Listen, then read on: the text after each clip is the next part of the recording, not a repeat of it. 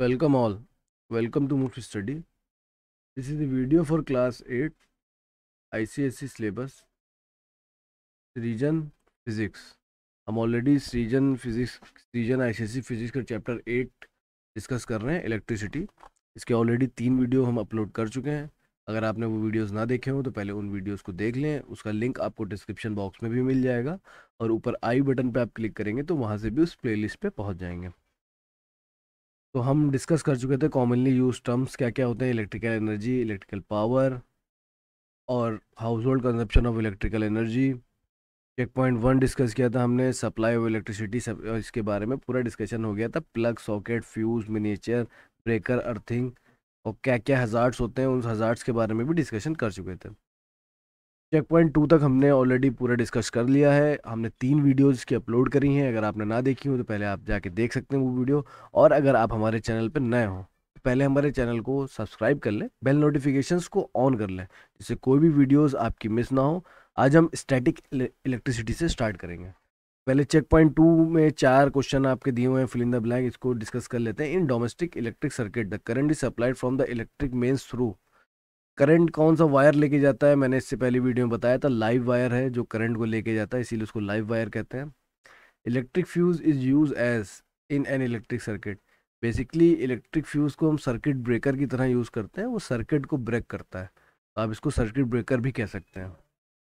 इन domestic electric circuit और appliances are connected in, मैंने बताया था कि सबको पैरेलल कनेक्ट करेंगे। क्यों? अगर एक अप्लायंस ख़राब होता है तो दूसरा अप्लायंस चलता रहे, उस अप्लायंस की वजह से अगले अप्लायंस पे कोई भी इफेक्ट नहीं पड़ना चाहिए, तो पैरेलल कनेक्शन दिया जाता है। Earthing prevents to the person using electrical appliance है। बेसिकली क्या होगा, यहाँ पे आप कह सकते हैं सीवियर शॉक या शॉक भी लिख सकते हैं, shock to the person using electrical appliances. तो ये आप इस तीनों में, इन चारों में ये ब्लैंक भर सकते हैं कि earthing prevent shock to the previous या severe shocks to the person using electrical appliance. अब मेटल बॉडी अगर वो यूज़ कर रहा है और अगर अर्थिंग नहीं है तो अगर वो छुएगा तो उसको शॉक लगने का खतरा होता है, तो आप इसको भी ये भी लिख सकते हैं।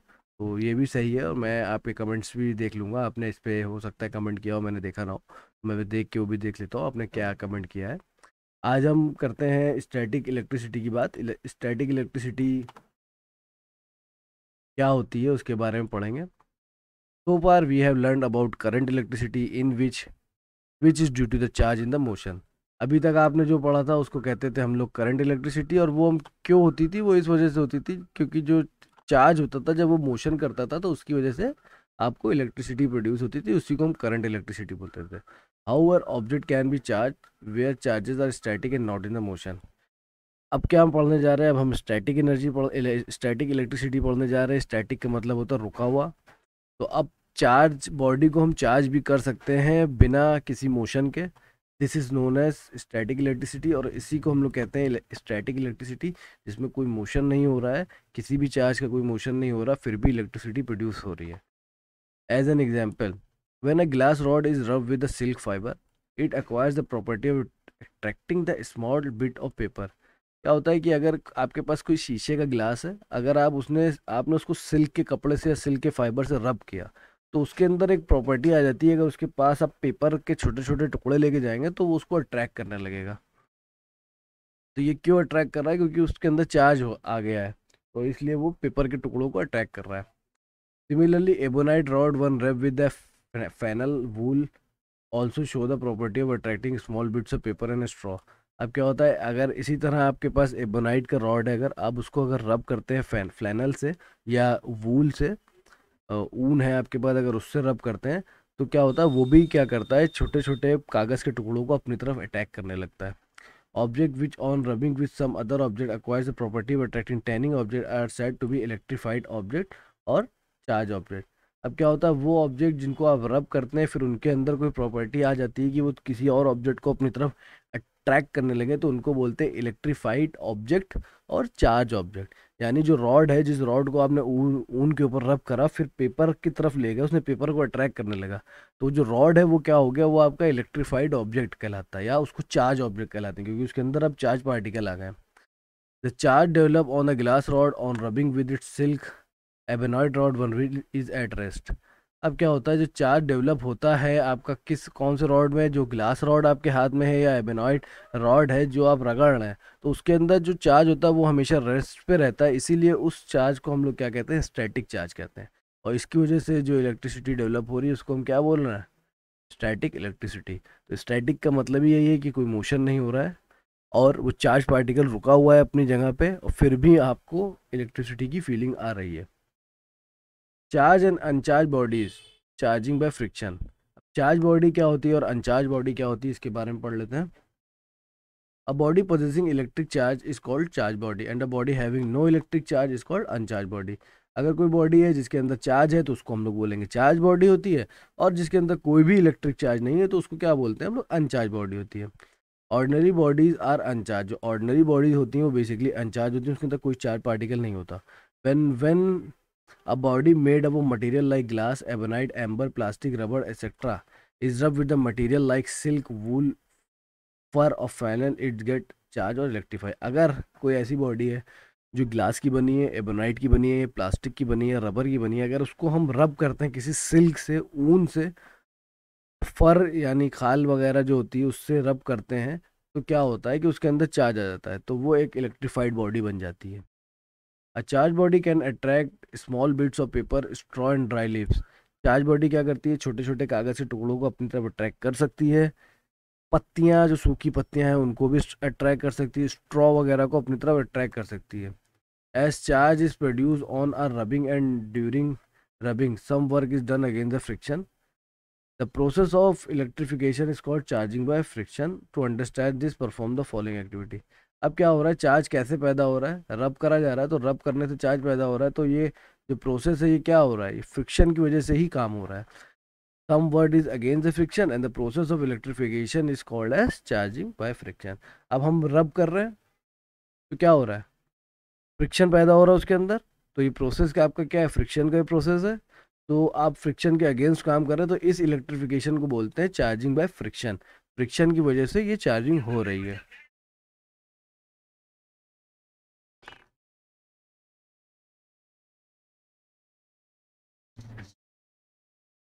अब इसी के देखते हुए एक एक्टिविटी है जो हम करेंगे, एक्टिविटी टू।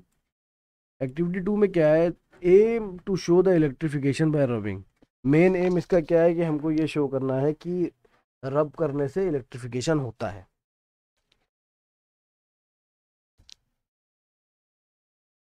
मटेरियल रिक्वायर्ड, क्या क्या मटेरियल हमको चाहिए। अब प्लास्टिक स्केल और कॉम और a pen, a tiny bit of paper, woollen और nylon material.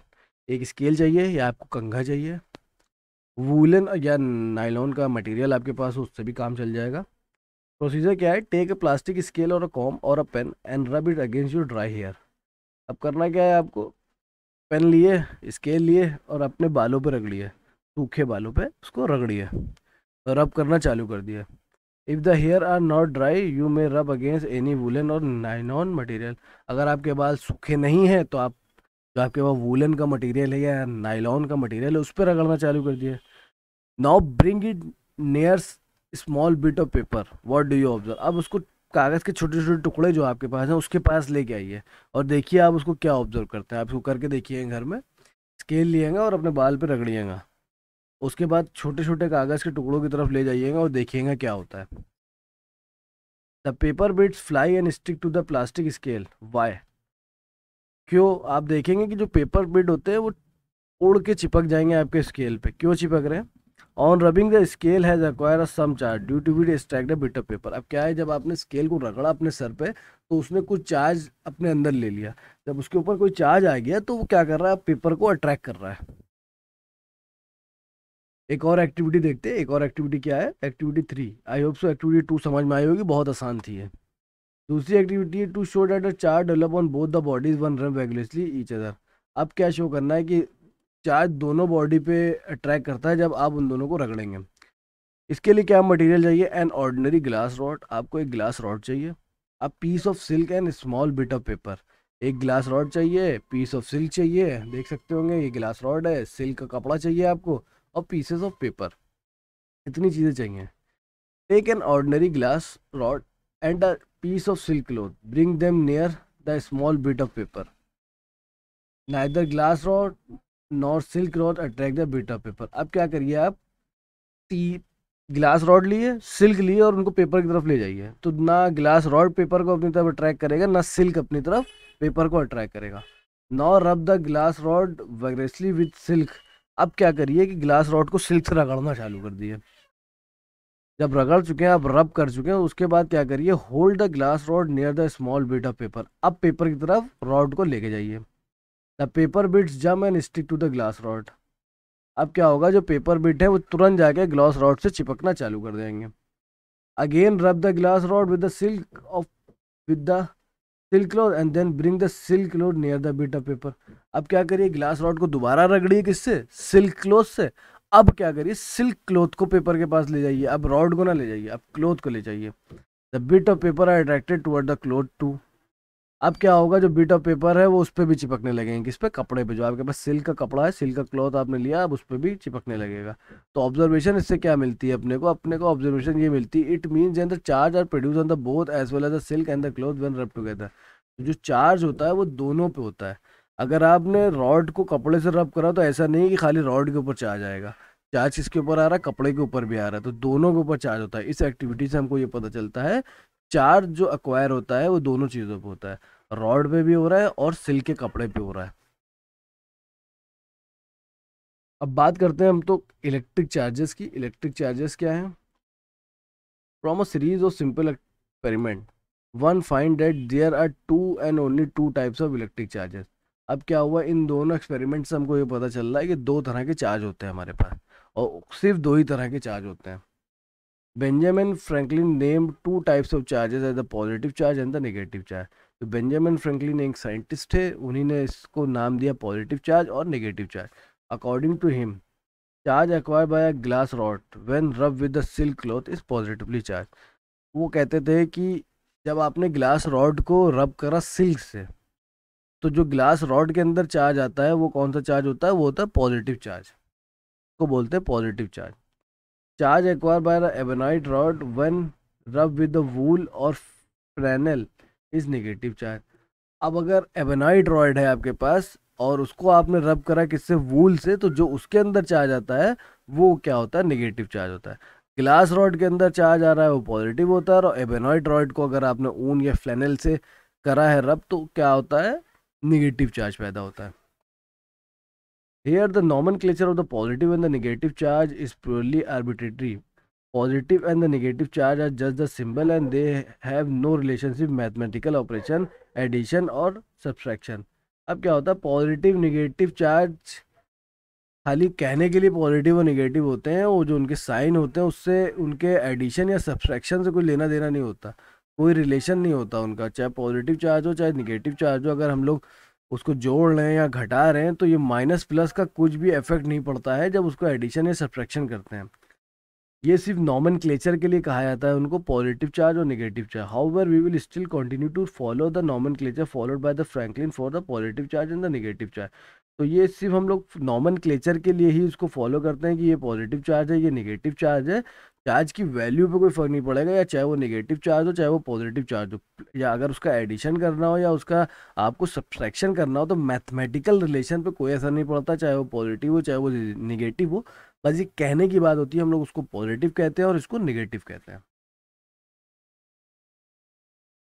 As ebonite contain resin, the charge acquired by the ebonite rod when rubbed with wool was termed as resinous by Gilbert. Now resinous means negative charge। तो क्यों कहा गया, यहाँ पे लिखा हुआ है कि जो एबोनाइट होता है उसके अंदर रेजिन पाया जाता है, तो जो उससे चार्ज निकलता है उसको बोलते हैं रेजिनियस, और रेजिनियस का मतलब होता है नेगेटिव, इसलिए उसको नेगेटिव चार्ज बोला जाता है। As glass is vitreous charge acquired by the glass when the rub with the silk cloth and name of the vitreous and the now the vitreous means positive। जो glass rod होता है उसके अंदर जो charge पाया जाता है उसको बोलते हैं विट्रस, तो विट्रस का मतलब होता है पॉजिटिव, इसलिए ग्लास रॉड को पॉजिटिव दिया गया है। तो ये कहने की बात है पॉजिटिव और नेगेटिव, इसका अभी हम लोग आगे देखेंगे कि मैथमेटिकल रिलेशन पे कोई इफेक्ट पड़ता है कि नहीं। जनरली मैथमेटिकल रिलेशन पे नेगेटिव और पॉजिटिव चार्ज का कोई इफेक्ट नहीं पड़ता। Electrostatic attraction and repulsion, force between two electric charge is called electrostatic force. अब क्या होता है कि दो इलेक्ट्रिक चार्ज अगर आपके पास रखे हैं, अगर उनके बीच में जो फोर्स लग रही होती है उसको हम लोग बोलते हैं electrostatic force. Let us now study the important properties of the electrostatic force. अब क्या प्रॉपर्टीज होती हैं इलेक्ट्रोस्टैटिक फोर्स की, ये भी देख लेते हैं। याद रखेंगे इलेक्ट्रोस्टैटिक फोर्स क्या होती है। मान लेते हैं एक चार्ज ये है और आपका एक चार्ज ये है, इन दोनों के बीच में जो भी फोर्स लगेगी उसको हम लोग कहते हैं इलेक्ट्रोस्टैटिक फोर्स। तो क्या क्या खूबियाँ होती हैं इलेक्ट्रोस्टैटिक फोर्स की, क्या प्रॉपर्टीज़ हैं, हम उन प्रॉपर्टीज़ की बात करते हैं। Like charge repels but unlike charge attract each other. तो सबसे इंपॉर्टेंट यही है कि जो लाइक चार्ज होते हैं वो रिपेल करते हैं और अनलाइक चार्ज जो होते हैं वो अट्रैक्ट करते हैं। मतलब अगर दो पॉजिटिव चार्ज हैं तो एक दूसरे को धक्का देंगे, तो जो उनके अंदर फोर्स होगी वो एक दूसरे को रिपेल कर रहे हैं, धक्का दे रहे हैं। अगर एक पॉजिटिव और एक नेगेटिव चार्ज है तो वो क्या करेंगे, एक दूसरे को खींचेंगे, तो एक दूसरे को अपनी तरफ अट्रैक्ट करेंगे, उनके अंदर अट्रैक्शन की फोर्स लगेगी। To understand the attractive or the repulsive nature of electrostatic charge between two objects, we perform the following activities। अब कुछ एक्टिविटीज़ हैं जो हम करके देखेंगे कि इनके अंदर कौन कौन सा फोर्स लग रहा है, अट्रैक्शन लग रहा है या रिपल्शन लग रहा है। अट्रैक्शन का मतलब दो अलग अलग, एक पॉजिटिव चार्ज एक निगेटिव चार्ज, तो एक दूसरे को अट्रैक्ट करेगा। दो पॉजिटिव चार्ज हैं कहीं पे तो वो एक दूसरे को रिपेल करेंगे। तो कुछ एक्टिविटीज़ हैं जो हम करके देखेंगे कि ये रिपल्शन हो रहा है या अट्रैक्शन हो रहा है। तो एक्टिविटी 4 में हम क्या देख रहे हैं, the aim to show that like charges repel each other. अब हमको ये चेक करना है जो लाइक चार्जेस हैं यानी दोनों एक ही तरह के जो चार्ज हैं वो एक दूसरे को रिपेल करेंगे। तो मटेरियल क्या चाहिए आपको, ग्लास रॉड चाहिए, अ सिल्क क्लोथ चाहिए, small built of paper, a silk thread and another glass rod. तो आपको यहाँ पे दो ग्लास रॉड चाहिए, सिल्क का कपड़ा चाहिए, सिल्क की थ्रेड चाहिए और आपको पेपर चाहिए। तो प्रोसीजर क्या है इसमें, take a glass rod and rub it with a piece of silk cloth. एक ग्लास रॉड आपने लिया, उसको रब कर दिया सिल्क क्लॉथ के साथ, ठीक है। It get charge and can attract small bit of paper. अब उसके अंदर चार्ज आ गया, वो चाहे वो अपनी तरफ कागज के टुकड़ों को खींच सकता है। Suspend this charge glass rod from a rigid support using a silk thread. अब क्या करिए, इस रॉड को जिसको आपने चार्ज कर दिया है ऑलरेडी, उसको एक धागे से लटका दिए। Bring another glass rod after rubbing it silk near the suspended glass rod. अब क्या करिए, जो अगला आपके पास ग्लास का रॉड है उसको भी रब कर लिए और फिर उसको उस रॉड के पास लाइए जो आपने लटकाया है। तो अब आप क्या ऑब्जर्व करेंगे, तो ऑब्जर्व ये होगा, two glass rod repel each other, it shows that the like charges repel each other. अब क्या होगा, जो ग्लास रॉड आप दूसरा वाला लेके आए हैं वो जो लटक रहा है उसको धक्का देगा, पीछे की तरफ फेंकने की कोशिश करेगा, तो रिपल्शन का फोर्स पैदा होगा। इसका मतलब दोनों ग्लास रॉड के अंदर सेम चार्ज है। क्यों, कौन सा चार्ज है, पॉजिटिव चार्ज है, क्योंकि उसको आपने सिल्क से रगड़ा है, तो दोनों के अंदर क्या है, पॉजिटिव चार्ज है। तो दो पॉजिटिव चार्ज एक दूसरे को रिपेल कर रहे हैं। तो इस एक्टिविटी से हमको ये पता चला। अब एक्टिविटी 5 देखते हैं कि two unlike charges attract each other. अब दो अनलाइक चार्जेस है, एक पॉजिटिव है और एक नेगेटिव है। अब हमको ये चेक करना है कि वो एक दूसरे को अट्रैक्ट करते हैं कि नहीं। तो मटेरियल क्या चाहिए, इसमें एक ग्लास रॉड चाहिए, सिल्क का कपड़ा चाहिए, वही चीज़ें चाहिए, सारी चाहिए, लेकिन एक एबेनॉइड रॉड चाहिए हमको। उसमें दो गिलास रॉड थे, अब हमको एक एबेनॉइड का रॉड चाहिए और एक फ्लैनल चाहिए। अब हम क्या करेंगे, इस प्रोसेस में क्या करेंगे, जो हमारा ग्लास का रॉड है उसको पहले रब करेंगे हम लोग, किससे, सिल्क से रब करेंगे, तो उसके अंदर पॉजिटिव चार्ज आ जाएगा। फिर उसको एक धागे से लटका देंगे, उसको एक धागे से लटका दिया। फिर हमने क्या लिया, एक एबेनॉइड का रॉड लिया और उसको फ्लैनल से रब करना चालू कर दिया। जब एबेनॉइड को रॉड को हम लोग रब करते हैं तो एबेनॉइड रॉड के अंदर नेगेटिव चार्ज आ जाता है। तो हमारे पास जो रॉड लटक रहा है शीशे का, उसके अंदर कौन सा चार्ज है, पॉजिटिव चार्ज है, और एबेनॉइड के पास नेगेटिव चार्ज है। अब हम क्या करेंगे, एबेनॉइड रॉड को उस लटकते हुए रॉड के पास लेके जाएंगे। जब उसके पास लेके जाएंगे तो एबेनॉइड रॉड उसको अपनी तरफ खींचेगा, अट्रैक्ट करेगा। क्यों, क्योंकि एबेनॉइड का रॉड नेगेटिव चार्ज है और आपका ग्लास का रॉड है उसमें पॉजिटिव चार्ज है। तो दो अनलाइक चार्जेस एक दूसरे को अट्रैक्ट करते हैं। तो इससे ये साबित होता है इस ऑब्जर्वेशन तक, glass rod is attracted by the ebonite rod, it shows that the unlike charges attract each other.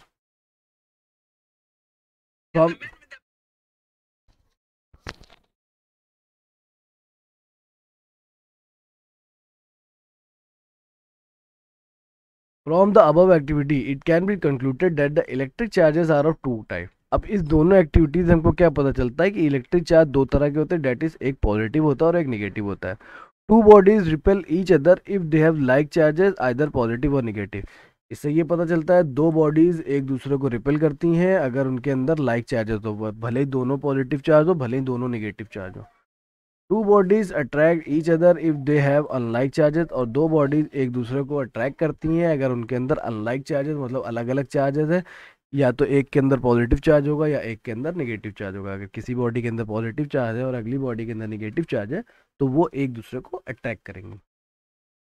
Repulsion is the sure test of electrification. Repulsion is the sure test of electrification, ये क्या है इसको अब हम पढ़ते हैं। When a given body A is brought near a charge body B and it is attracted toward the charge body. अगर कोई बॉडी ए आपके पास है जिसको हम लेके आते हैं किसी चार्ज बॉडी बी के पास, एक बॉडी है चार्ज जिसका जो बी नाम से हम डिनोट कर रहे हैं, और उसके पास उस ए बॉडी को लेके आते हैं and it is attracted toward the charge body, और जो ए बॉडी है वो चार्ज बॉडी की तरफ जा रही है। We can not say with surety whether A is charge or uncharge. तो हम लोग ये नहीं कह सकते कि ए के अंदर चार्ज है कि नहीं है, ये हम लोग श्योरिटी से नहीं बता सकते कि ए के अंदर चार्ज है कि नहीं। मतलब कहने का कोई एक बॉडी ए है, उसको हम किसी चार्ज बॉडी के पास लेके जा रहे हैं जो कि बी है, तो वो अगर उसकी तरफ अट्रैक्ट हो रही है बी की तरफ, तो इसका मतलब ये नहीं है कि ए चार्ज है, ज़रूरी नहीं है। ये हम श्योरिटी से नहीं कह सकते कि ए के अंदर चार्ज है या चार्ज नहीं है।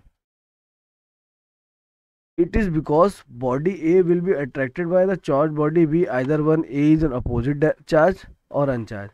क्योंकि ये इसलिए होता है कि अट्रैक्शन कब होता है, जब दोनों अपोजिट चार्ज हो। तो बॉडी ए तभी अट्रैक्ट कर रही होगी उसको, या तो उसके अंदर अपोजिट चार्ज होगा बी से, या उसके अंदर चार्ज नहीं होगा। However if body A experience a repulsive force when brought near a charge body, we are sure that the body A is charge और change sign quantity of charge in the body B. हाँ, अगर वो body repel कर जाती, मान लेते हैं एक बॉडी ए हम बी के पास लेके आए और उसने रिपल्शन स्टार्ट कर दिया, तो हम श्योर होंगे और कह देंगे कि ए के अंदर ही वही चार्ज है जो चार्ज बी के अंदर है। तब हम श्योरिटी से कह सकते हैं कि ए चार्ज बॉडी है, लेकिन ए के अंदर ही वही चार्ज है जो चार्ज बी के अंदर है, इसीलिए वो एक दूसरे को रिपेल कर लिए। लेकिन अगर उसने अट्रैक्ट कर दिया तो हम श्योर नहीं होते, हम ये श्योरिटी से नहीं कह सकते कि ए के अंदर चार्ज है या ए अनचार्ज है। Thus repulsion is the sure test of electrification. तो अगर बॉडी एक दूसरे को रिपल करती हैं तो रिपल्शन ही एक श्योर टेस्ट होता है इलेक्ट्रिफिकेशन का। तो जो हेडिंग थी हमारी, repulsion is the sure test of electrification. अगर किसी बॉडी को आपको चेक करना है कि वो चार्ज है, तो अगर वो एक दूसरे को रिपेल कर रही हैं तभी होगा उनके अंदर चार्ज। अगर कोई बी बॉडी है और उसकी तरफ आप ए बॉडी लेके आ रहे हैं, तो हम नहीं कह सकते कि ए के अंदर चार्ज है। ये हो सकता है चार्ज ना भी हो, और ट्रैक अगर वो कर रही है, अगर वो रिपेल करती तो अब हम श्योर कह सकते हैं कि दोनों के अंदर सेम चार्ज है। Conservation of electric charge. It is observe that electric charge can neither be created nor be destroyed and so the sum of the total charge always remain conserve. Conservation of electric charge का मतलब ये होता है कि जो electric charge होता है वो ना तो बनाया जा सकता है और ना तो बर्बाद किया जा सकता, वो हमेशा एक क्वांटिटी में रहता है, उसका सम जो भी होता है टोटल वो हमेशा कंजर्व रहता है। मान लेते हैं कहीं पे कोई चार्ज ए था, चार्ज बी था, कोई चार्ज सी था, अगर और टोटल चार्ज मान लेते हैं डी था, तो A plus B plus C is equal to D के बराबर हमेशा रहेगा। Electric charge can never be destroyed, can never be created. तो ये हमेशा कंजर्व रहता है, ये एक लॉ है, ये बेसिक लॉ है कंजर्वेशन ऑफ इलेक्ट्रिक चार्ज का। और कंजर्वेशन ऑफ इलेक्ट्रिक चार्ज का मान लें, इलेक्ट्रिकल एनर्जी का मान लें और एनर्जी का मान लें, सबका बेसिक लॉ ये होता है टोटल एनर्जी हमेशा कंजर्व रहती है, energy neither be created nor be destroyed. When we have a glass rod and a silk cloth, initially both of them are uncharged, so the total sum of the charge is zero। अब हमारे पास दो, एक glass rod है और एक silk का cloth है और दोनों अनचार्ज है। तो अगर दोनों अनचार्ज है तो दोनों का क्या होगा, बेसिकली अगर दोनों अनचार्ज मटेरियल है तो अनचार्ज मटेरियल का क्या है, सम जीरो होगा। After rubbing the glass rod with the silk cloth, the glass rod acquires the same positive charge. अब क्या होगा कि अब हमने क्या किया, ग्लास रॉड को सिल्क क्लोथ से कर दिया, तो अब क्या होगा, ग्लास रॉड के पास भी सेम पॉजिटिव चार्ज हो जाएगा। और total sum of the charge should be now be zero. अब क्या होगा, टोटल सम तब भी जीरो होगा। The silk cloth must have acquire equal amount of negative charge, क्योंकि जो सिल्क क्लोथ होगा उसने equal amount of negative charge भी तो ले लिया होगा अपने अंदर, तो दोनों का जब सन करोगे पॉजिटिव नेगेटिव तो फिर वो जीरो हो जाएगा। Again when an ebonite rod is rubbed with the flannel, it acquires some negative charge and flannel please acquire an equal amount of positive charge। अब अगर एबोनाइट रॉड को फ्लैनल से रब करेंगे तो एबोनाइट के अंदर तो नेगेटिव चार्ज आ जाएगा, लेकिन फ्लैनल के अंदर भी तो पॉजिटिव चार्ज आ जाएगा, तो बेसिकली सम फिर जीरो हो जाएगा। Hence you can say two bodies are charge by rubbing equal and opposite charges develop on then. अगर दो बॉडीज को आप रब करते हैं तो दोनों के अंदर equal and opposite charges develop हो जाते हैं। तो ये हम कह सकते हैं दो बॉडीज को अगर आपने रब किया आपस में तो उन दोनों के अंदर equal and opposite charges produce हो जाते हैं। तो आई होप सो आपको यहाँ तक की वीडियो समझ में आई होगी। अगर आपको ना समझ में आए तो आप कमेंट करके मुझसे पूछ सकते हैं। अगर आप हमारे चैनल पर नए हो तो पहले हमारे चैनल को सब्सक्राइब कर लें, वीडियोस को लाइक करें, बेल नोटिफिकेशंस को ऑन कर लें, अपने दोस्तों के साथ शेयर करें। Thanks for watching.